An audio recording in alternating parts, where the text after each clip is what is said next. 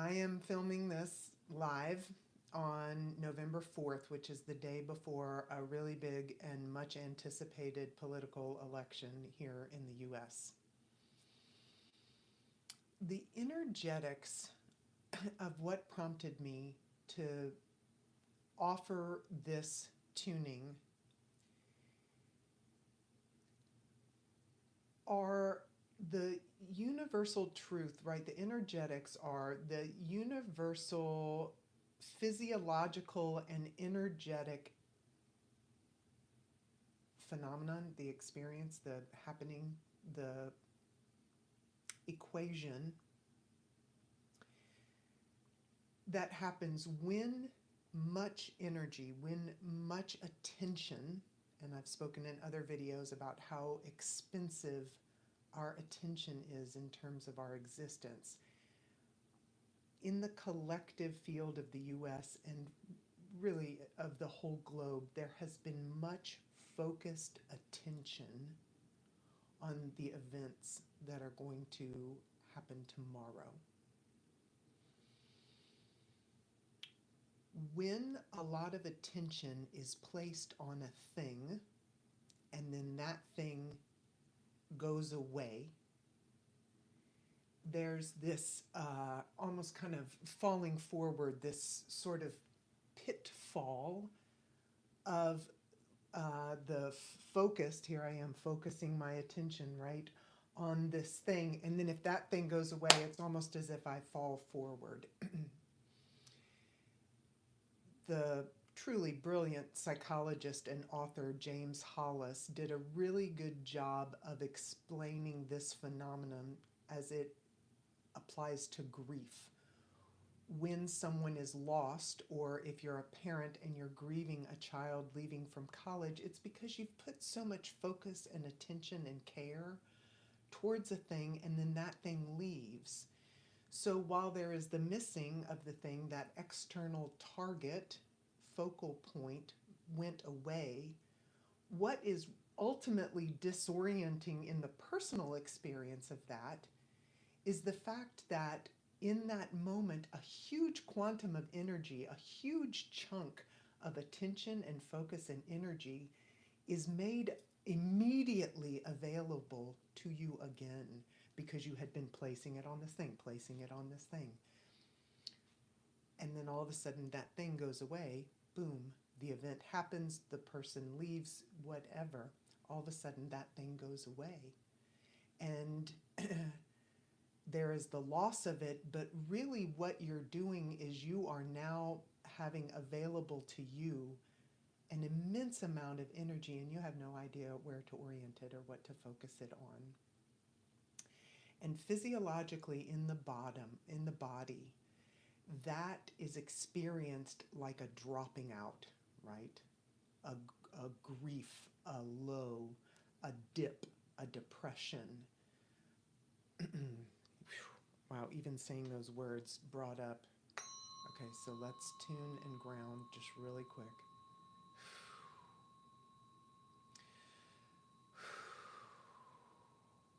The way it was coming to me to talk about the other day was, back in the day, we used to have events and carnivals that would take place in like high school stadiums, right?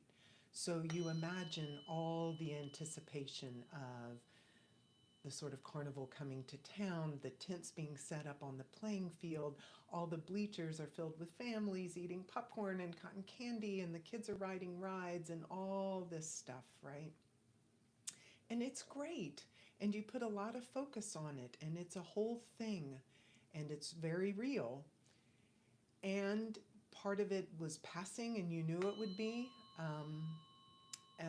But some of it is a real experience, some of it's hype, there's many elements in that. And then comes the day when the carnival has to pack up, and the tent goes down, and the rides get deconstructed, and there's a little bit of garbage left in the bleachers. And everybody goes home having had whatever experience they had at the fair, at the carnival. And there's always a little bit of sadness, right? A little bit of grief, a little bit of a little bit of letdown. Not that you were let down by the experience or that it was a bad experience, but it's that after the fact, that letdown, right? That quantum of energy that you placed around all the pizzazz at being at the carnival, that's gone. So this tuning is, no matter on Wednesday or whenever everything gets tallied and decided, no matter if your personal position is either an oh God or a thank God, you're gonna have a dip. So, okay, wow. There is gonna be a letdown because there has been a lot of focused attention on this event, and it's gonna come and it's gonna go. And whether you're an oh God or a thank God, there's gonna be a blah, right? Because it's like boom, right? The event, it's like that shockwave after. There's always kind of a negative space, right? Thunder are all the oxygen ions rushing into the negative space created by the flash of lightning, right? No matter what, tomorrow is a flash of lightning.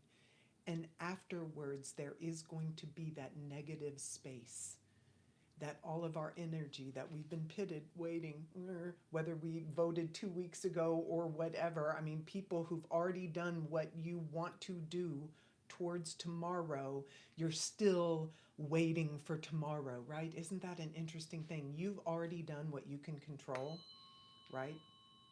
If you've already voted or if you've already decided that you're not going to vote or whatever you've done, if you are already complete in your personal activity with the election tomorrow, have you let the election go or are you still hung on it, right?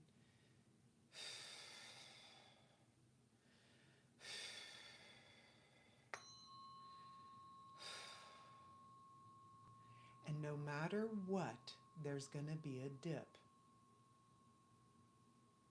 But much like we used to go home after the carnival or after the fair, the culture, the media that we partake in wants to keep that high, right? So the transmissions, the messaging is going to move directly from the event into, quote, the fallout from the event or, whatever, right? Rather than, whether your team won, if you want to look at it as simplistically as that. I realize it's more nuanced than that.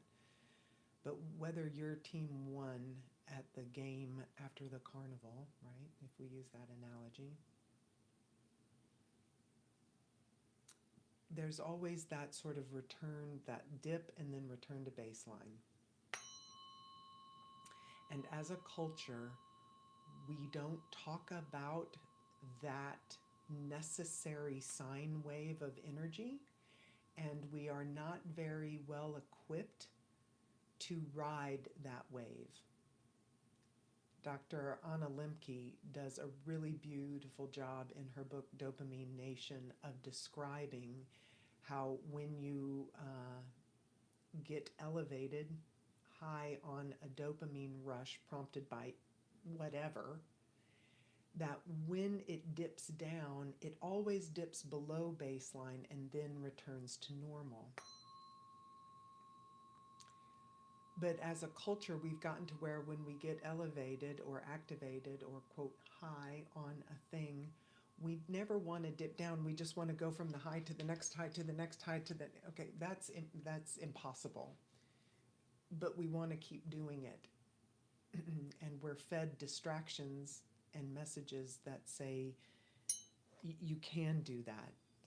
And you can do it for the short term, but you can't do it very long term. And you certainly can't do it long-term healthfully, right? So, with that explanation,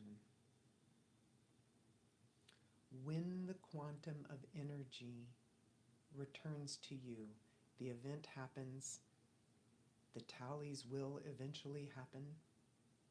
And when the results are in, whether you're an oh God or a thank God,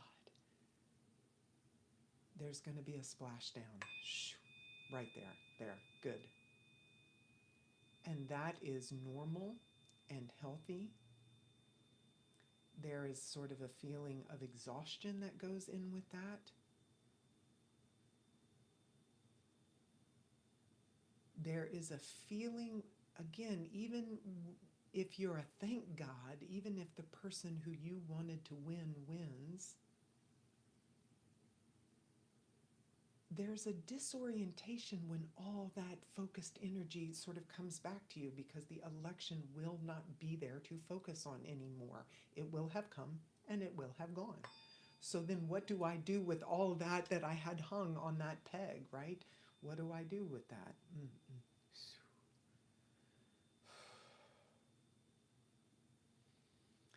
It then returns to you and becomes deeply personal, because it's like, what do I want to do with that? I'm not going to wake up and look at conjecture and hypothesis and speculation anymore. I can't distract myself. I can't use up all those minutes and BTUs of energy trying to either whip myself up or calm myself down with other people's speculation anymore. That's not going to be a thing. It will have come and it will have gone. So what do I do with myself in that? Yes, there. Let's really, really, really ground. Because I am doing this tuning the day before the election, and that we just arrived to. What am I doing with myself with this energy? That is as true today as it's going to be tomorrow and on Wednesday. The morphic field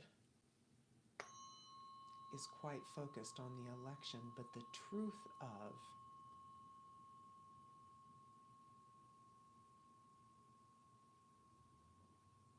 my time and my energy are the only commodities that I really have, and they are up for my discernment and deployment all day, every day, and that's all I ever really have. That is true. That is true now and tomorrow and Wednesday.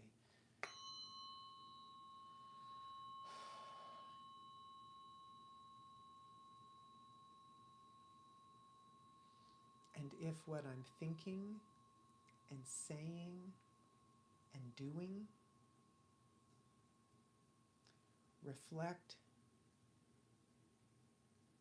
coherence and are being clearly transmitted in my field, and if my portion of what is being added to the morphic field of everybody is a clear and coherent signal,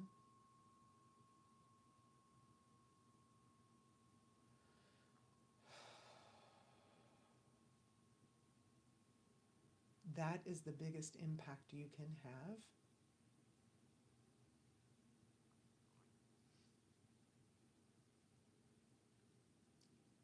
In every day, no matter what comes to pass.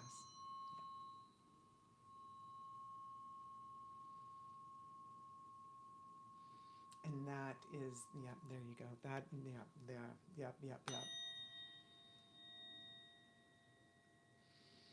That is how to be fully active and agent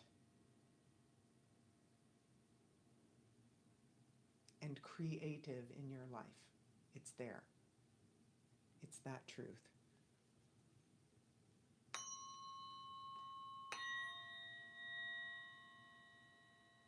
If I am creating coherency and clarity in what I'm thinking, what I'm saying, and what I'm doing, being in line with my values and applying them the most effectively I can for myself, and that they can reverberate out from me to everyone around me,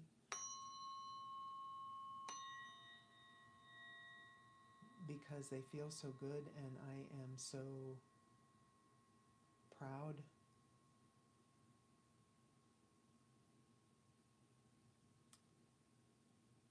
of how I'm showing up, that is what we can do. And that is what we orient ourselves to when these quantums of energy arrive back to us. It's really disorienting because it's like, what what do I do now? I was doing that so concertedly for so long, and now that that went away, which way do I go? You return to your inner compass, or you can have maintained your inner compass all along, but it's really hard to do.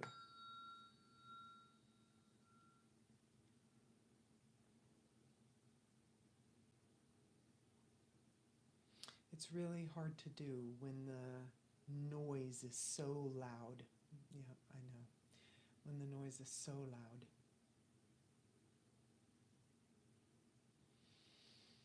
It's hard to maintain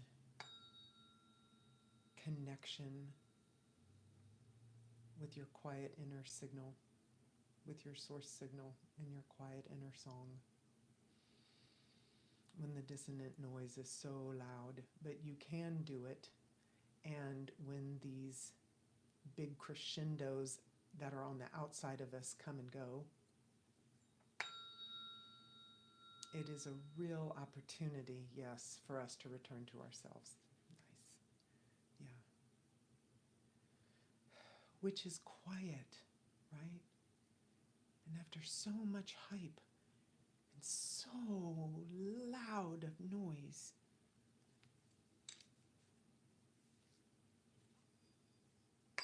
that returning to self, that quietness can almost feel like a home, but it's not. It's actually a quiet return home.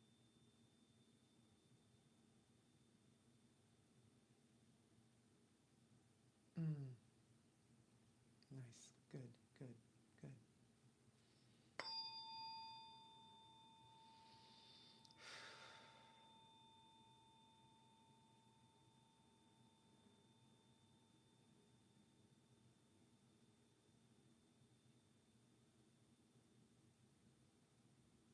And in that way, nobody's going to lose, because if everybody returns to themselves more deeply,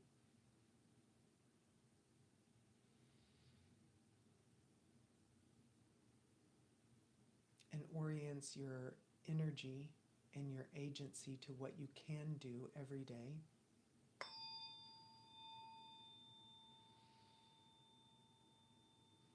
yeah, then that is how you create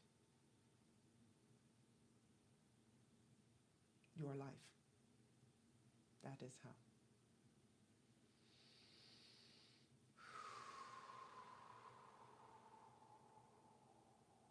That is how life is created.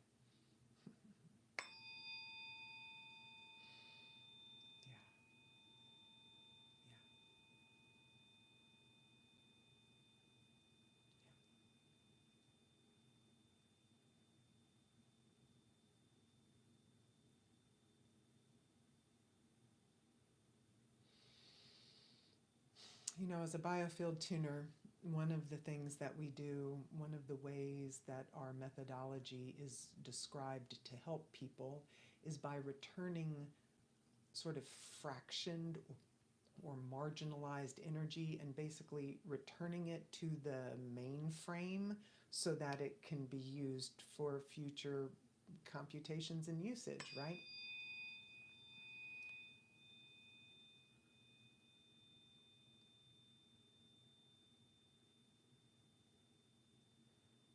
So when these quantums of energy are returned to you after this event, if you can stay quiet and receive them and stay collected, right? Not just grounded, but imagine yourself collecting like little gold coins, right? Or chips, or I don't know, game tokens. If you're a gamer, I don't know, whatever. Um, if you imagine a little pot of new game tokens being deposited on your doorstep. That's what's going to happen. And so if you stay collected and you're not even sure how you want to use these new coins, right? Do you level up? Do you, buy a new vehicle to drive around? Whatever. I don't know. But if you stay collected and don't run out and throw the coins out of the bag,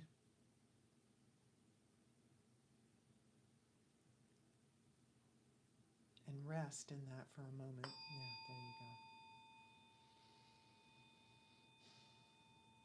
go. Then that is how you get to advance yourself, because only you were ever going to be agent in that anyway.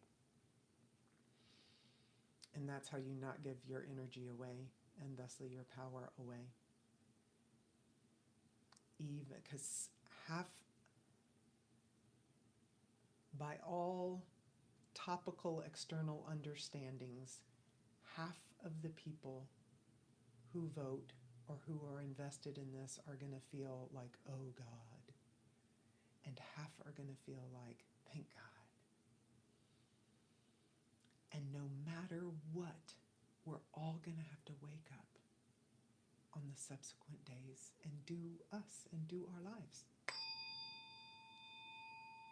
And how we collect and arrange and focus and deploy those units of time and those units of energy are always up to us. Always.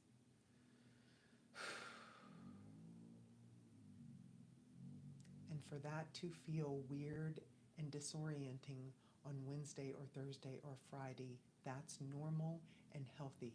Expect it and listen to this tuning and support yourself through that deal, right?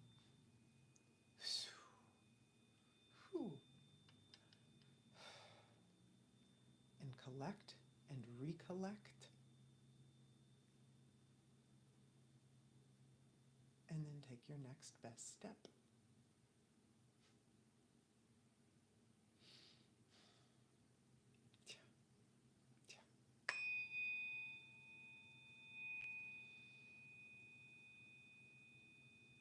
Yeah, and yeah.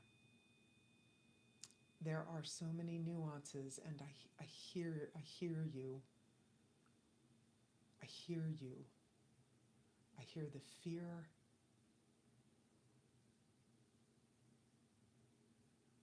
I hear all the noise. I hear it too. I hear you. And on Wednesday and Thursday and Friday and Saturday and Sunday and the following Monday and Tuesday and on, the truth is you will have to recollect yourself and assess and discern how you will deploy your time and your energy, which are the only commodities anybody ever really has. And that is how your life and then therefore our collective lives are created. Period. This isn't a belief form, it's a fact. Oh my God. This is such a moment. I hear it all. So, honoring the return of focused energy to self. I want to be so clear and return to the intention of this tuning, because it is a very small signal in a lot of noise, this tuning. I know it. I know it. So much emotion just came up.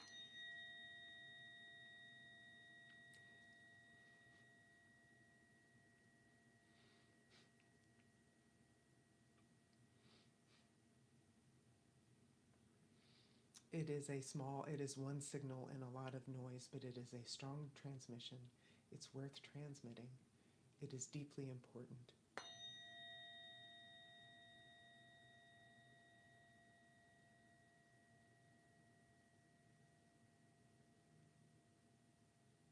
It is in service to the cosmos to coherence, to ease, to agency and respect. It is my way of building integrity in myself and in the ether around me.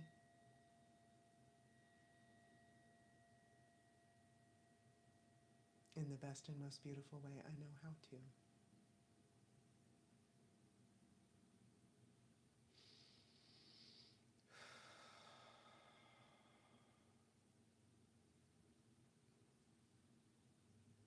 Maya Angelou's quote, "When you know better, do better," right? So I know about the phenomenon of quantum energy returning, and that it can feel like a grief and a freedom. It can feel disorienting and liberating all at the same time.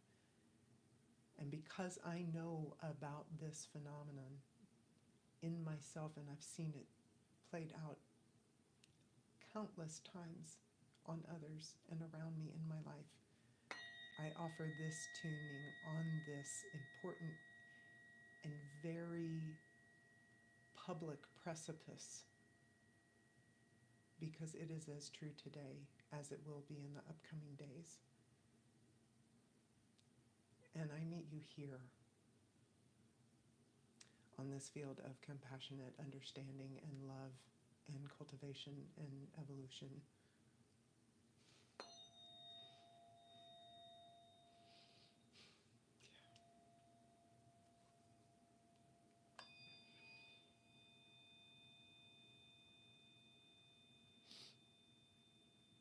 There's a Rumi quote, "There is a field out beyond right and wrong. I'll meet you in that field."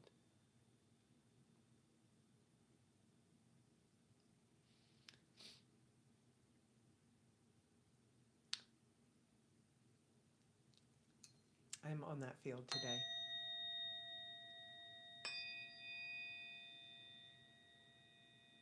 And I heartily celebrate the souls that are with me on that field right now. And I prepare and welcome for those who will be meeting me on that field in the next few days.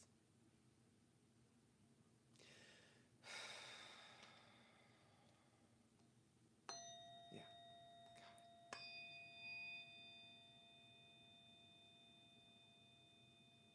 Yeah. It's so interesting. Gosh, thanks, you guys. All right. I'm going to shine up with the last couple of frequencies here. I'll do a harmonic between my 417 and the 528. Let's shine up this field of welcome, of generative, coherent life, beyond ideals of right and wrong. Let's meet where we can create in all the ways that that looks like. I will meet you there. I am here. I am waiting and welcoming.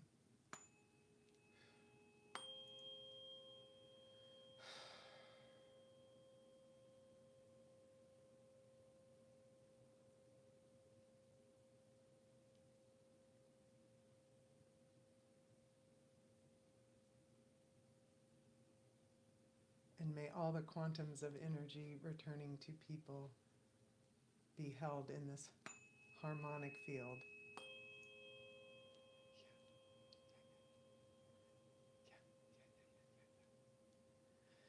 Yeah, yeah, because that's where it's at.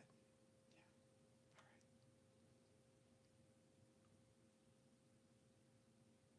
Thank you. Thanks for being here.